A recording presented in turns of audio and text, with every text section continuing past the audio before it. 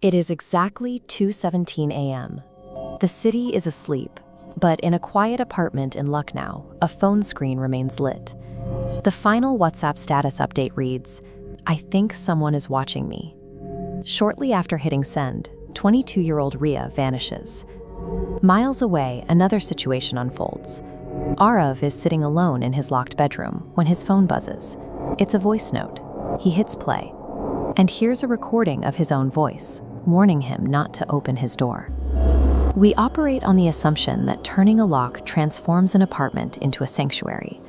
A heavy door is supposed to be an impenetrable barrier, creating a space where we are safe and entirely alone.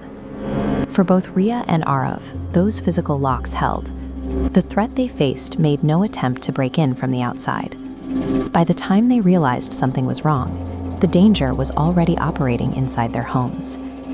These events are the result of specific, documented surveillance methods. They show how digital stalking repurposes the private home into a monitored space, using the very tools we rely on for safety to track our movements. When Inspector Kabir entered Ria's apartment, he found a space that appeared entirely undisturbed. The locks were undamaged, the windows remained latched from the inside, and her belongings sat exactly where she had left them.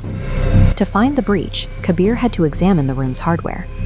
Hidden inside the metal head of a standard wall screw was a microscopic camera lens. It was positioned to capture the entire room while remaining invisible to a casual search. This setup utilized a localized closed-circuit network. Instead of a wireless signal, a physical data line ran from Ria's wall directly into a router in the apartment above.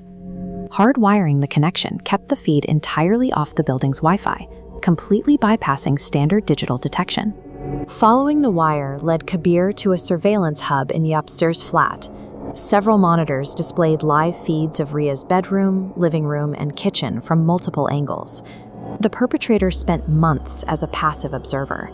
It was only when Ria's behavior changed, showing signs of mounting fear, that he transitioned from watching her to physically kidnapping her.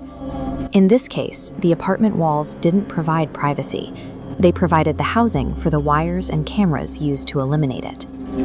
While Ria was targeted through physical wiretapping, Aarav's case involved an infiltration that left no physical evidence in his home.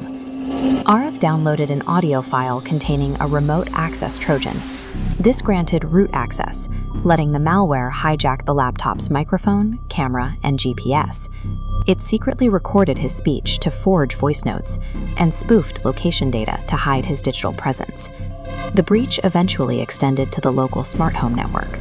The attacker was able to flicker the lights and drop the temperature in Aarav's room by remotely accessing the thermostat. This manipulation of smart home devices is a tactic designed to make the victim doubt their own senses and their control over their environment. Both cases demonstrate the core objective of modern stalkerware, turning a victim's private residence into a tool for psychological control. Ria was recovered safely, but the investigation into the stalker's laptop revealed the scale of the operation.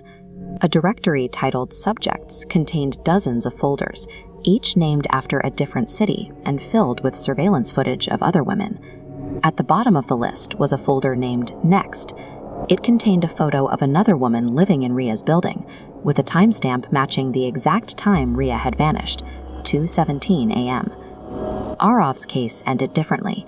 When police reached his apartment, they found the room empty. The only evidence of the intrusion was a voice note playing on a loop from a phone left on his bed. These surveillance tools are no longer restricted to specialists.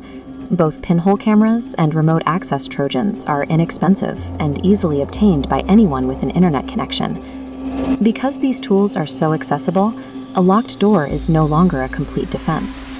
Maintaining a private space now requires an awareness of both physical hardware and digital permissions. The threat isn't attempting to break in,